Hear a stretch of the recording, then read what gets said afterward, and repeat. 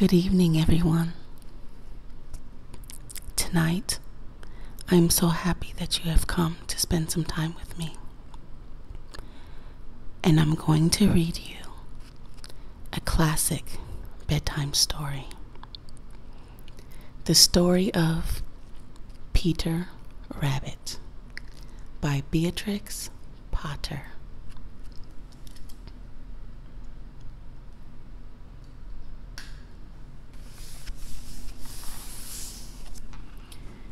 Once upon a time, there were 4 little rabbits, and their names were Flopsy, Mopsy, Cottontail, and Peter.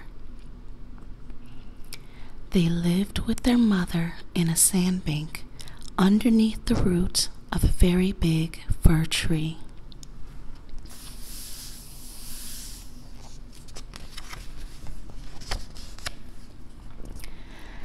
"Now, my dears," said old Mrs. Rabbit one morning, "you may go into the fields or down the lane, but don't go into Mr. McGregor's garden. Your father had an accident there. He was put in a pie by Mrs. McGregor. Now run along and don't get into mischief. I am going out." Then old Mrs. Rabbit took a basket and her umbrella and went through the wood to the baker's. She bought a loaf of brown bread and 5 currant buns.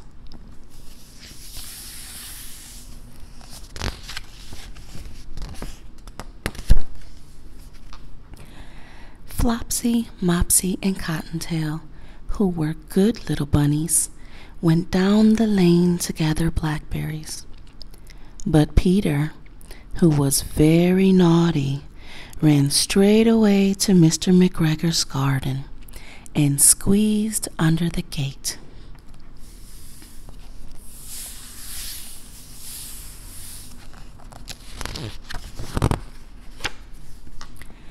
First, he ate some lettuces and some French beans, and then he ate some radishes.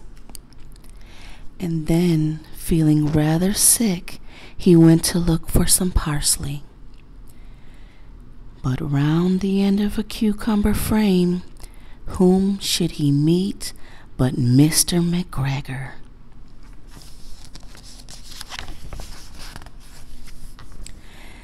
Mr. McGregor was on his hands and knees, planting out young cabbages, but he jumped up and ran after Peter, waving a rake and calling out, "Stop, thief!"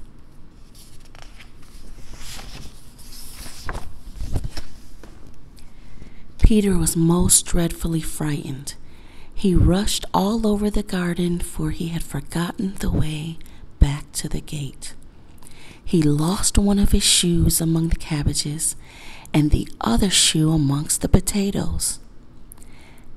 After losing them, he ran on 4 legs and went faster, so that I think he might have gotten away altogether, if he had not unfortunately ran into a gooseberry net and got caught by the large buttons on his jacket.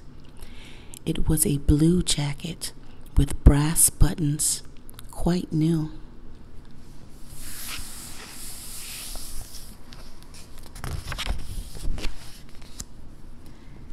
Peter gave himself up for lost and shed big tears, but his sobs were overheard by some friendly sparrows, who flew to him in great excitement and implored him to exert himself.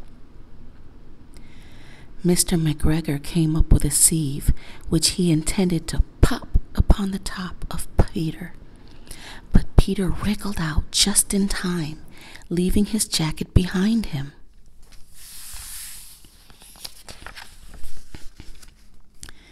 And rushed into the tool shed and jumped into a can.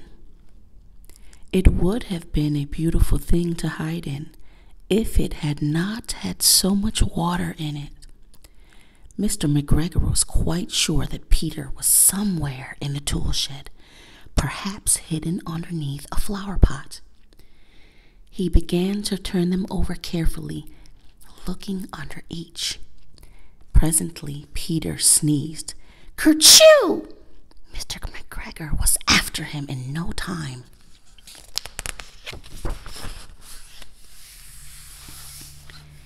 And tried to put his foot upon Peter, who jumped out of a window, upsetting 3 plants. The window was too small for Mr. McGregor, and he was tired of running after Peter. He went back to his work. Peter sat down to rest. He was out of breath and trembling with fright, and he had not the least idea which way to go. Also, he was very damp with sitting in that can. After a time, he began to wander about, going lippity-lippity, not very fast, and looking all around.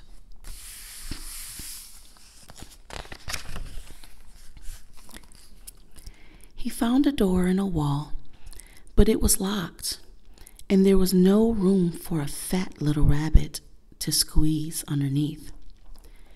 An old mouse was running in and out over the stone doorstep, carrying peas and beans to her family in the wood. Peter asked her the way to the gate, but she had such a large pea in her mouth that she could not answer. She could only shake her head at him. Peter began to cry.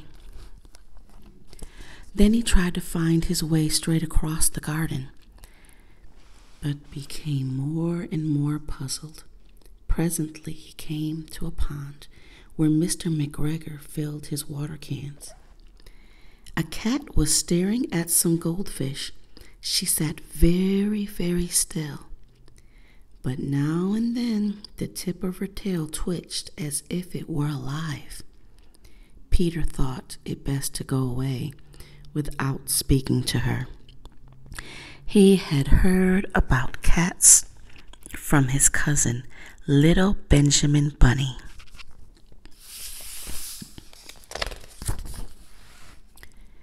He went back towards the tool shed, but suddenly, quite close to him, he heard the noise of a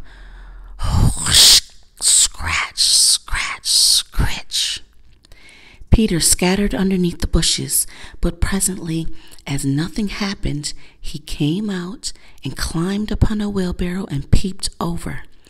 The first thing he saw was Mr. McGregor hoeing onions. His back was turned towards Peter, and beyond him was the gate.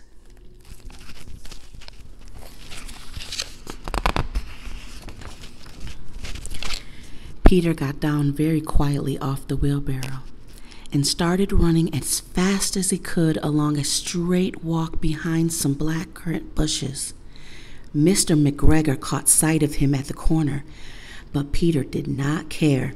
He slipped underneath the gate and was safe at last in the woods outside the garden.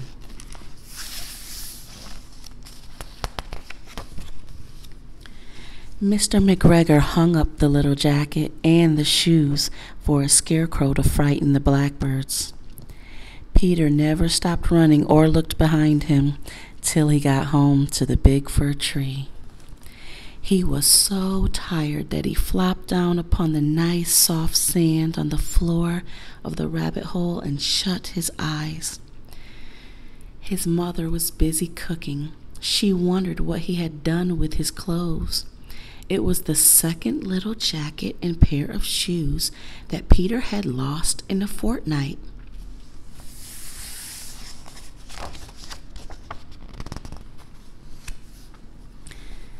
I am sorry to say that Peter was not very well during the evening. His mother put him to bed and made some chamomile tea, and she gave a dose of it to Peter. 1 tablespoonful to be taken at bedtime.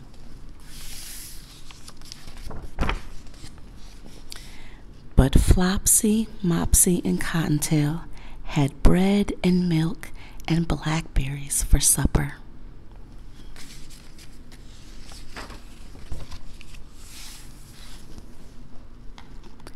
The end.